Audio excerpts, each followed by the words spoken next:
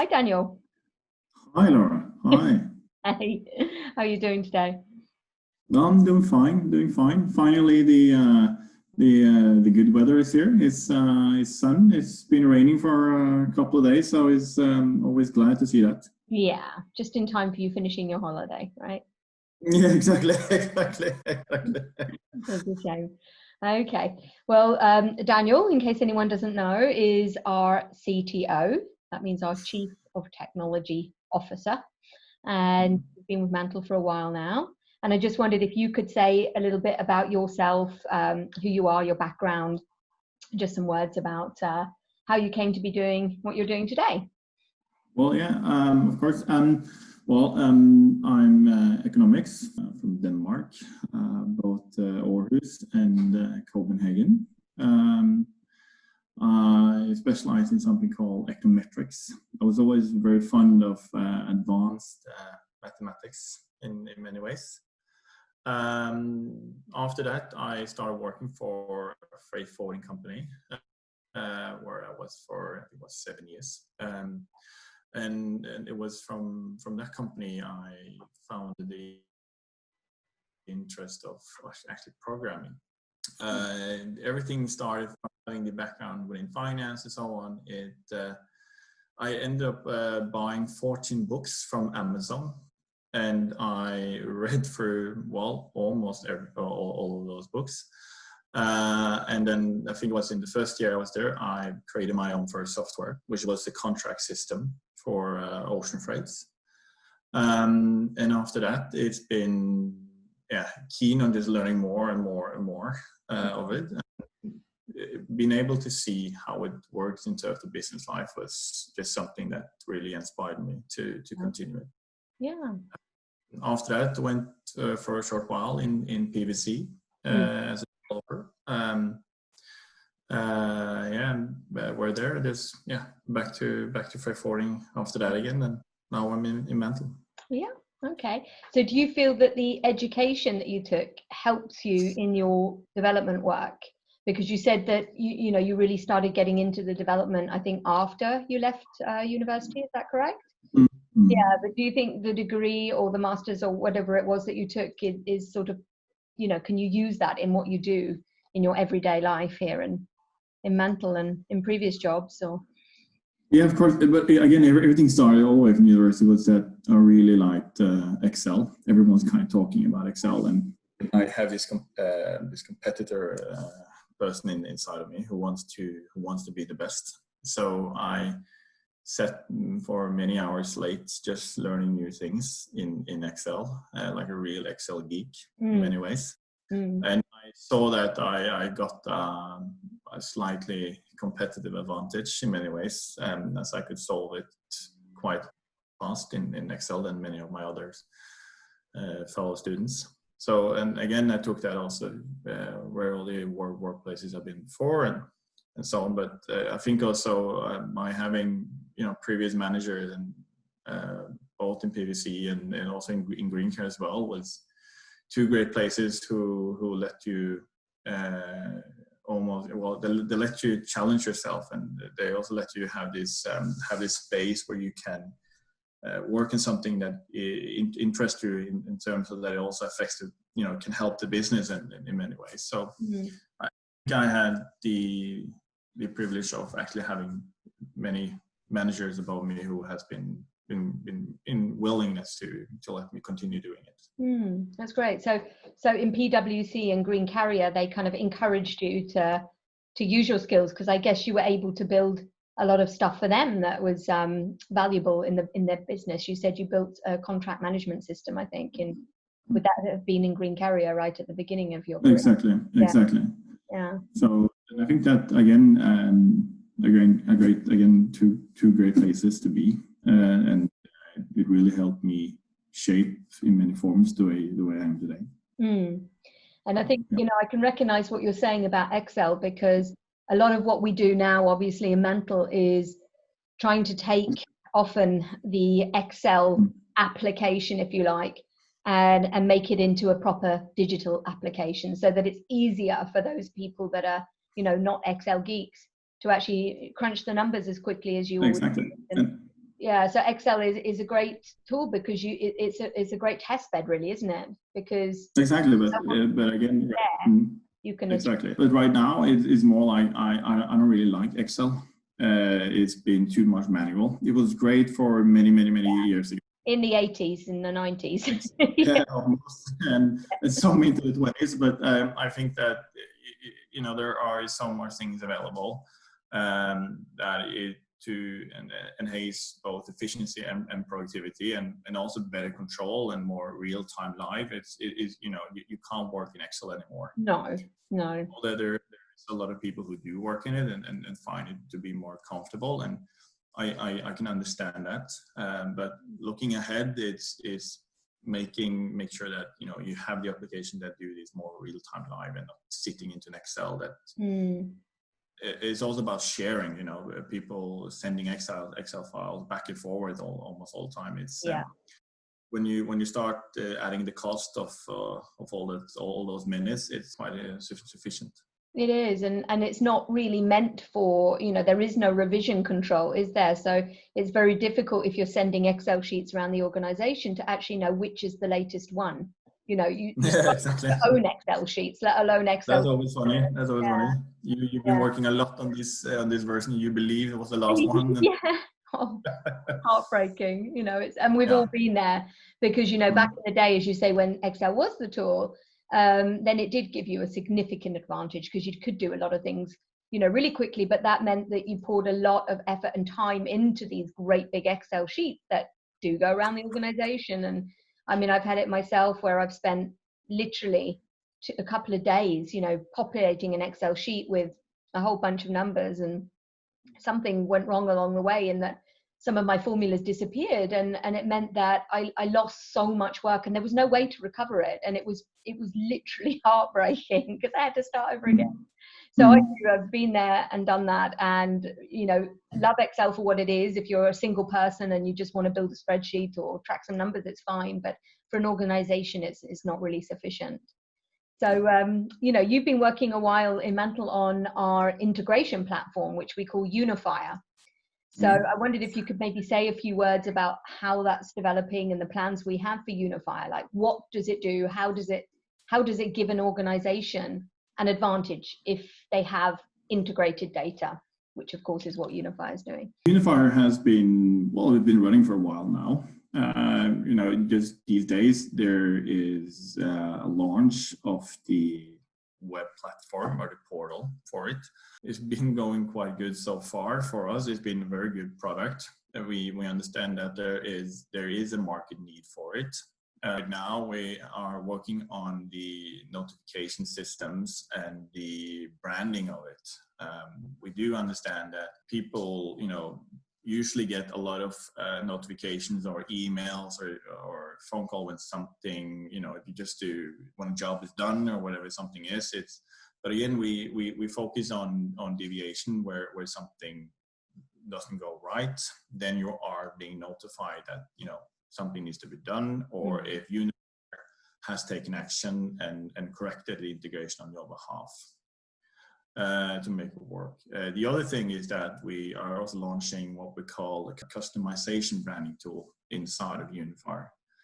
We do understand that many of our customers, could be on some occasions are also big companies where they want to have their own logos, they want to have their own colors, they want to have their own fonts and so on. Their own branding, their own company branding. But also the way how they also communicate with their own employees, so users within that company, but also their clients again may also use it.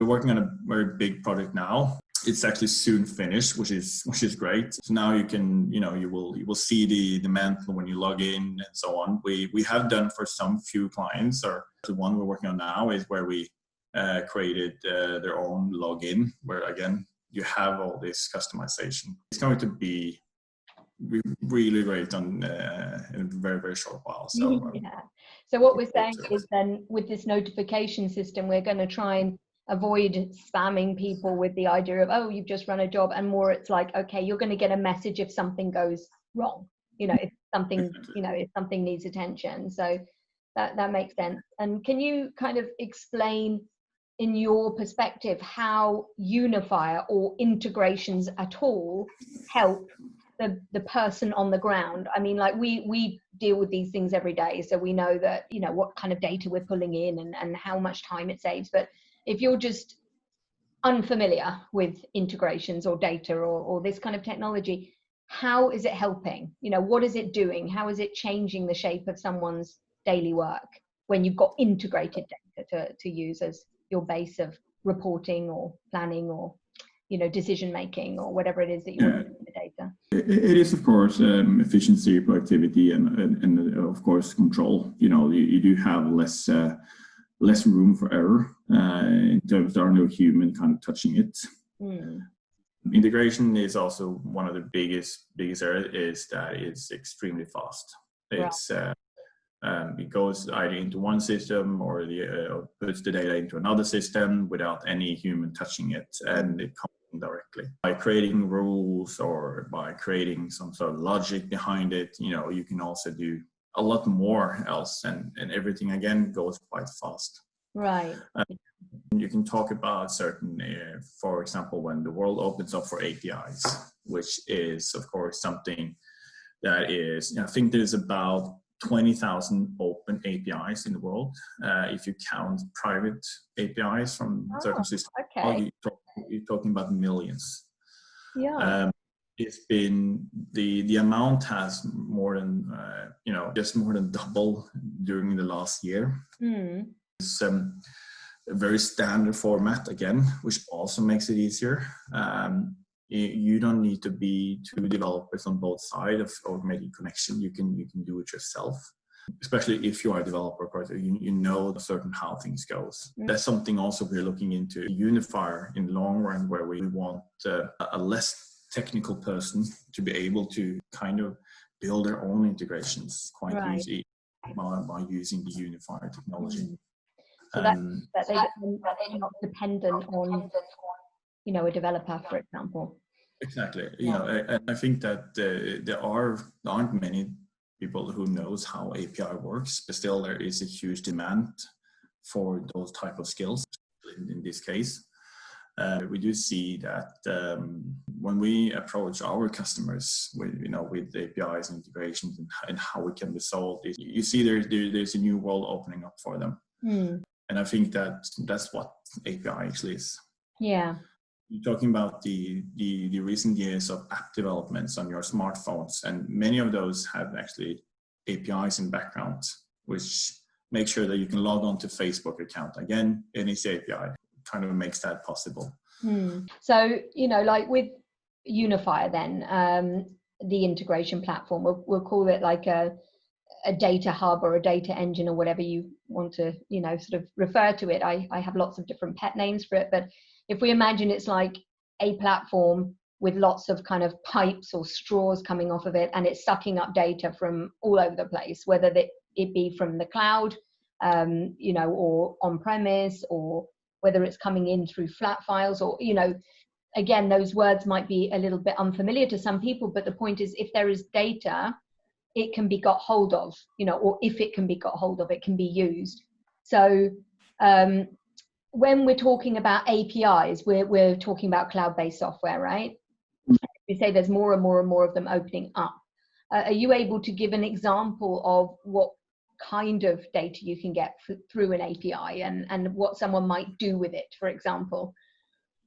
Yeah, again, technically is everything what's being available. If we're working on a system which is currently, like, let's say it's the ERP system that has API enabled, and let's say we will go in, we'll like to see outgoing invoices, we will like to see unpaid invoices, for example. We can easily set up a job in Unifier to make sure it goes in, like, say, one time or one time per day, or to go in and collect those data. You know, please tell me which invoices are not paid. We can do it currently in kind of three ways. We can take it out from that system and put it through a database, which again we can store, or we can ship it to other places. We can use Power BI directly, for example, just to show it so you get more visualization of it. And again, the third part is that we can take that data and we can implement it into another software. So when you view, for example, in your own software, you want to view the unpaid invoices, you can just simply just look at it and it will call that system and will return those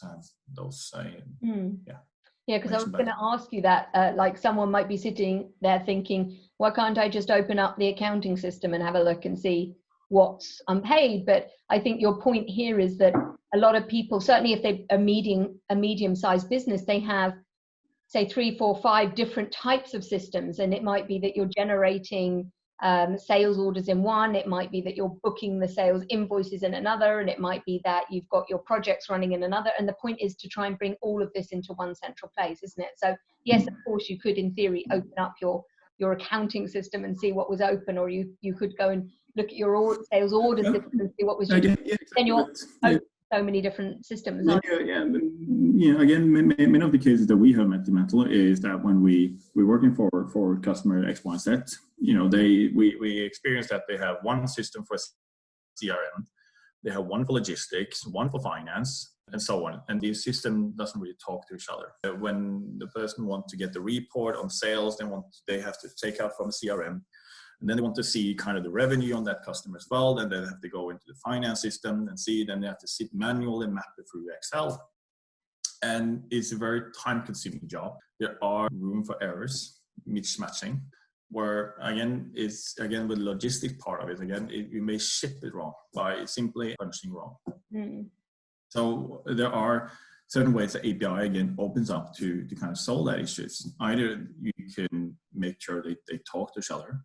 You can set up connection between the systems to do that. The other part is that you could actually just extract information from all the system down to a common database, for example, and you can build a more easily reliable report, for example, in Power BI. Or again, we can visualize the data information in Unifier. So again, you as a user, you only have one place to look. Yeah. And there all the information that you need. It's easier for manager to drill down if you want to look on certain deviations and so on. You can set a rule in the system that want to make sure that you notify something that should have your attention.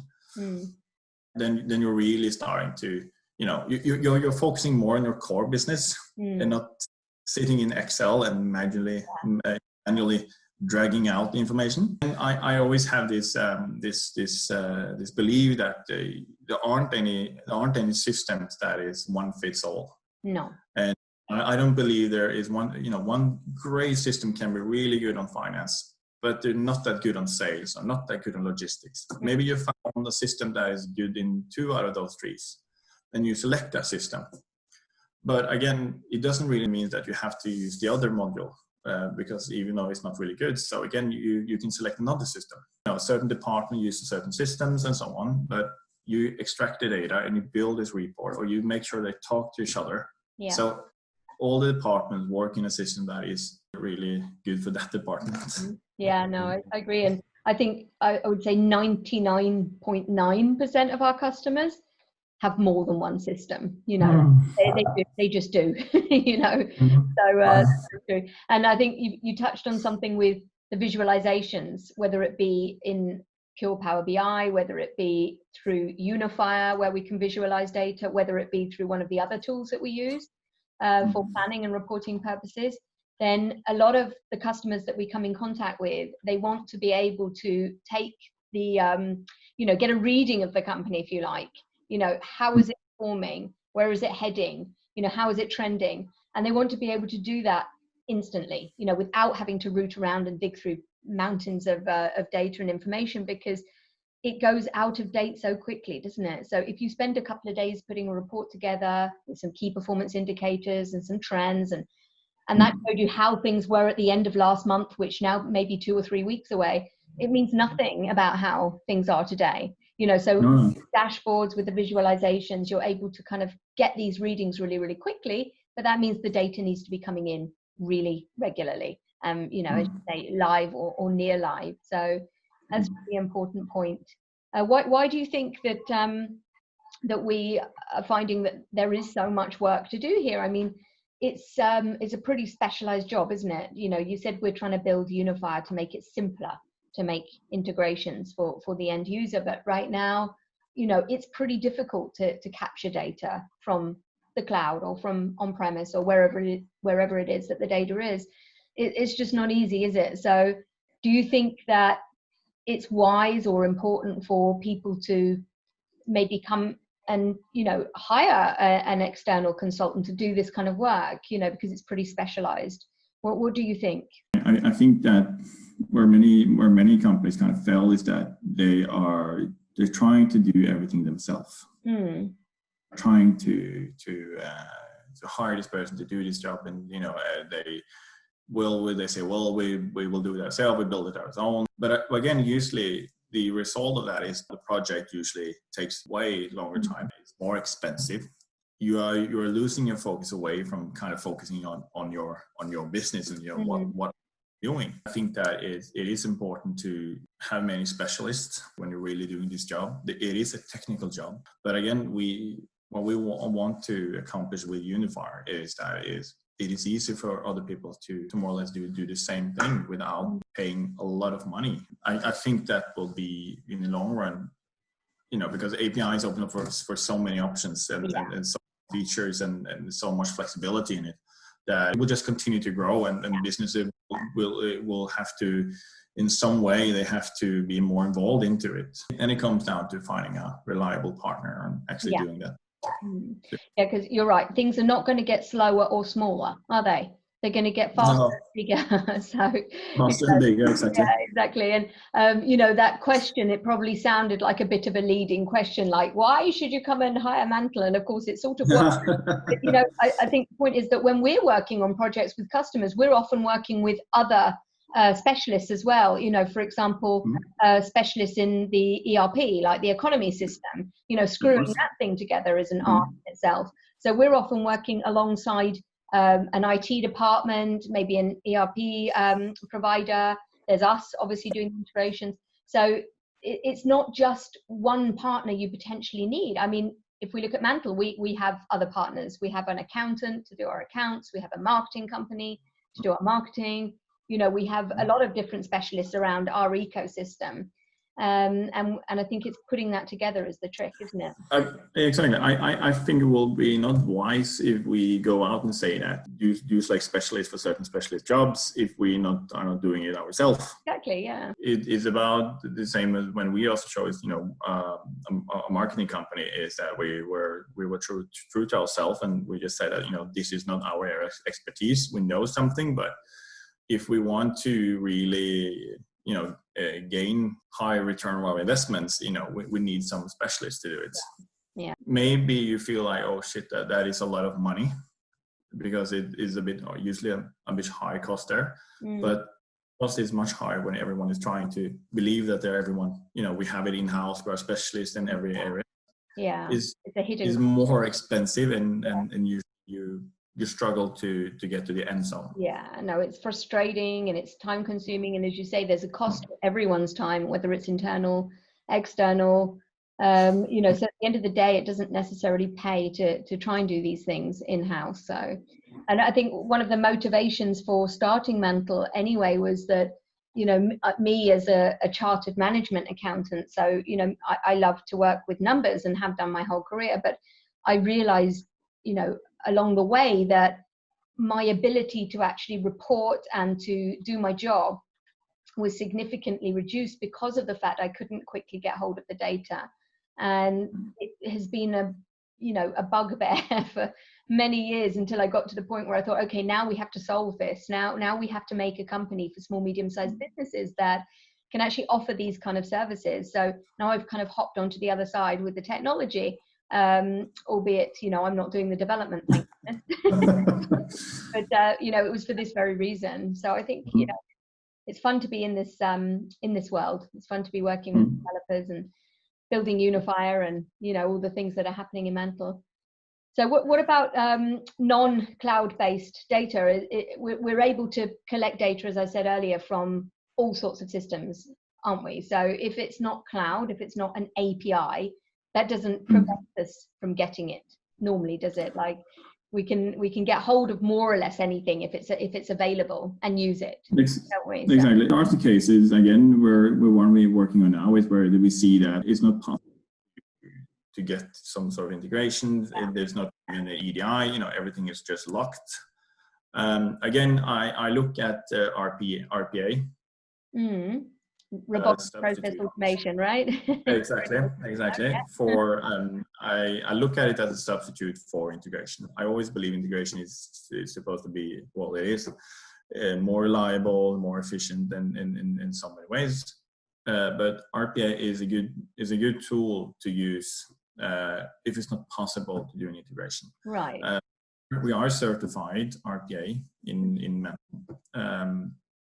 And that means that, well, in this case where we're building this robot to extract the data for us, but is a smaller case where we're actually just extracting an Excel file, where it's just placing that Excel file on a certain location that we have given it, and based on that, Unifier reads the folder and just extract the data and put it in the system. That is one way of kind of solving the issue. Getting around it, yeah. But some of those old systems, they're just not really integratable, are they?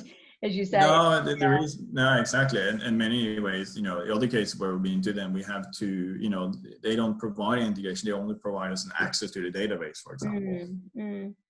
Some of the cases we build like a mini unifier just between it, so it just keeps extracting and refreshing and adding between two databases.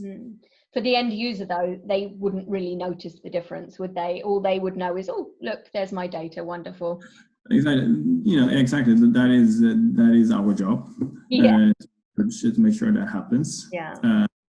And again, we do have a very high focus on logging, so we know where a certain job starts, when it's finished, what happened during the event, so we can easily track if something is wrong, and then go in and correct it and make it servable, some logic to the software, and see how we should handle if the error occurs again.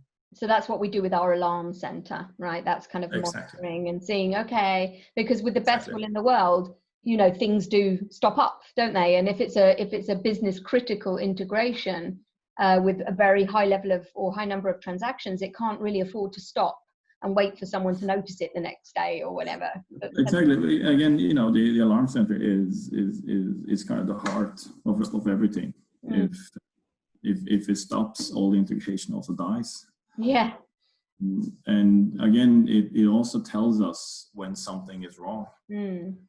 And that is so important. So to go in and just have a look at it and see why it's reacting.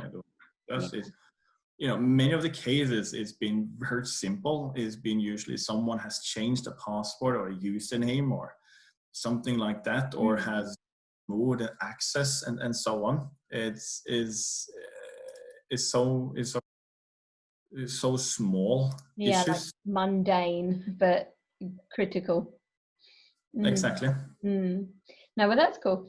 So going back a bit to like selecting an IT partner or having an IT partner or any sort of partner, do you have any recommendations on how you would look for a partner? I mean, we've been through a process recently, haven't we, with the marketing partner, and obviously in your previous roles you've been responsible for selecting people to work with. So what would you normally look for in a partner? Well, I think that in our case, where we touch so many industries and so many businesses and so on, we will never be able to learn everything. No. I don't expect us to be 100%, we know everything, we know how it works and so on. And, you just kind of be honest with it. But I think that when selecting an IT partner, I think it's important that they have the willingness to learn how your business works and understand the importance of prioritizing the task and so on.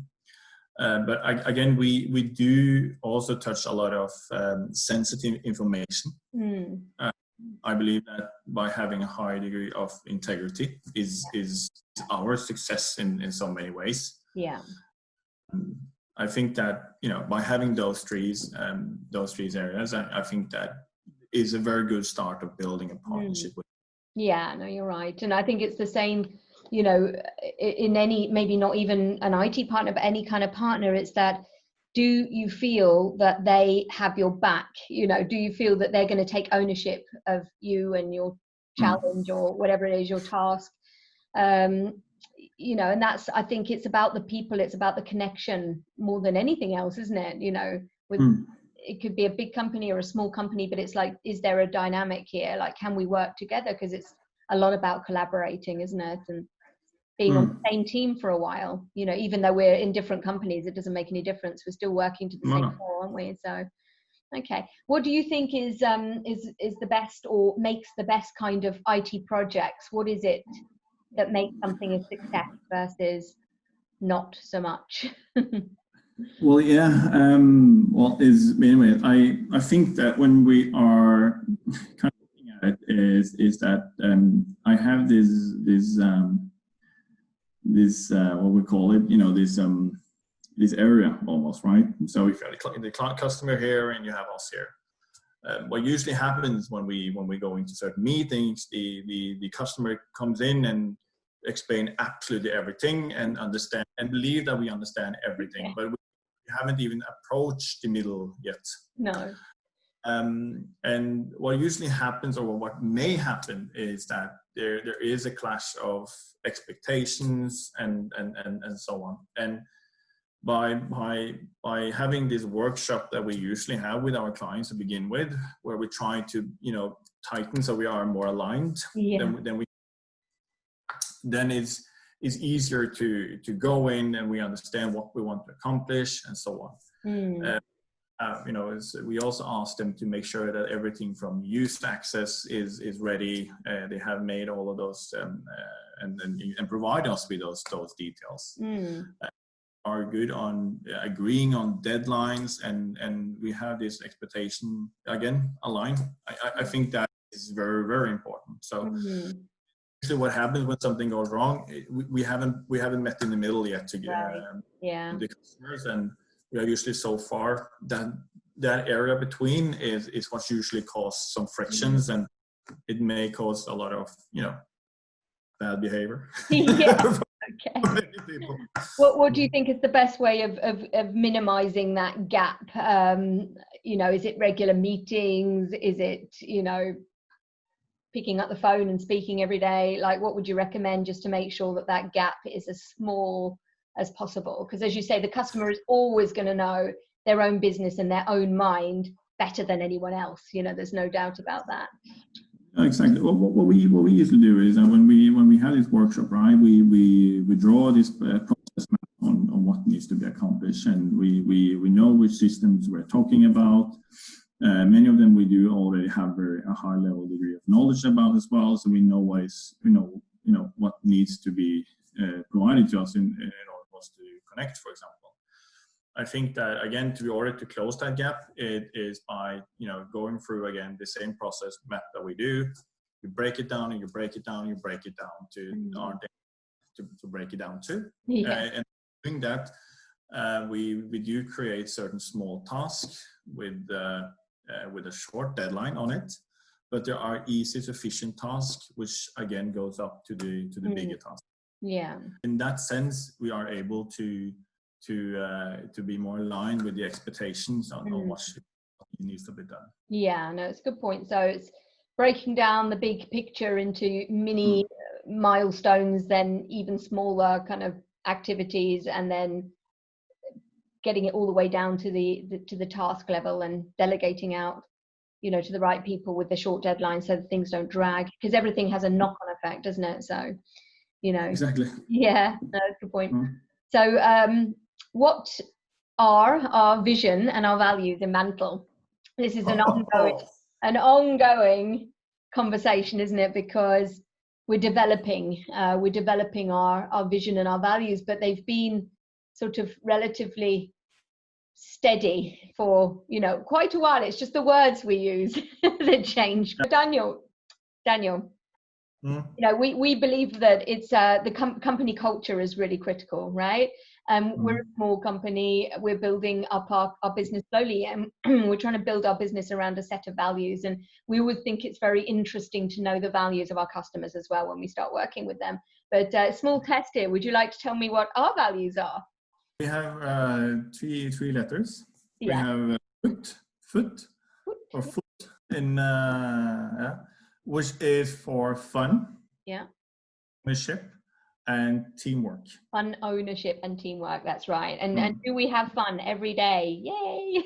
Yeah, maybe sometimes a bit too much fun, but it can also be quite stressful. No, but I think it, fun is always important, and I think that every meeting, or both, especially internally, there's always some laughter, and I think it is important, but also we can also be quite strict when we need to be, and understand the seriousness in the topics that are being discussed. But I think that we always usually have a smile when we. Yeah, I think that's important, and I think in our business, the ownership thing is like, it covers so many other things as well. Basically when we engage with a customer, then whatever it is that they're trying to achieve, and whatever it is that we have been engaged to achieve with them, we have the ownership, and that means that we do what needs to be done so that we get to the goal.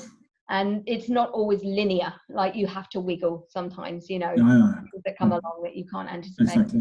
And that's where teamwork comes in, because we need to help each other, don't we? We need to work with the customers, we need to work with each other, otherwise it just doesn't happen. Like, we don't solve these problems alone. So we think that they're good values, and we like them. But then, we like them. It also sort of gives this idea of being a foot, in English it would be foot, in Norwegian it's fot. But it gives the idea of stability, I think. So Exactly. So I think that the last thing that I would like to ask you before we wrap up is, what excites you about the future specifically? Our vision for Unifier is for low-tech people with just an interest for it to build, simple integrations between two systems, or to a database, or to a flat file, an Excel, whatever they want, without being or without having any expert doing it for them. They can, Unify just a job, and by doing that, then they can trigger that to go automatically by using the Unifier platform. That's the vision, the goal, what we're working towards. And exactly, and I also looking forward to our Excel plugin.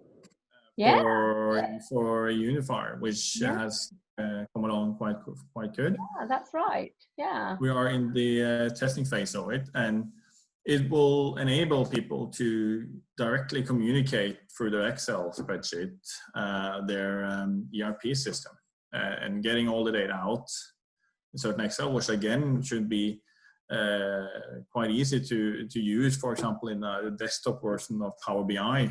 So again, we're hoping that it will be something that will be creating some sort of curiosity around visualizing and analyzing all the data in terms of dashboards and so on.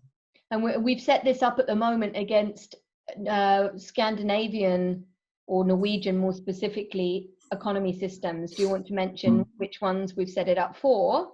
Obviously there are more coming, but yeah, there are 3 that are ready, more or less already now, right? Yeah. Do you want to mention who they are? Well, it'll be 24/7 Office, which is it is Power Office Go, which is the second one, and the third one is Triple Text. Yeah, so those 3 are pretty much good to go. They're integrations we've been working with for a while, and the point, although we said earlier that we shouldn't be working in Excel, the point is that if you can directly collect information into Excel, there is a certain amount of work or querying or controls that you might want to do, and of course you can push it up into Power BI if you want to as well, can't you? So yeah, it is a low-hanging fruit. What we it should just enable you to get a really good overview of something for quite very, very simple. Yeah. And again, it's something that is more suitable for others, and probably instead of a certain integration. No, I want this, this information. Yeah, slightly smaller businesses. If I can use my my Unifier plugin instead, that will enable me to to accomplish what I need to do. But Yeah. again, this is probably more suitable for very, very, very small businesses. Yeah, more, on the smaller end of the scale. Yeah. So yeah, not everybody needs full-blown integrations to this, that, and the rest, do they? It's more the slightly more medium-sized companies that have, you know, many employees and are trying to share information. That's when the integration exactly. come in. Again, it determines what you need to accomplish, and you also have to look at if this is a reoccurring, you know, process. You have to do this every day, or is it just one time a month, or if you want to a year? You know, is it really necessary to make an investment in then I just use plugin instead? Yeah, good. All right. Okay. Well, I think those were all the questions that I wanted to ask you. But since you're here on the camera, is there anything else you want to say? Anything you would like to, any message you'd like to get across before we wrap up? No, I think this was great.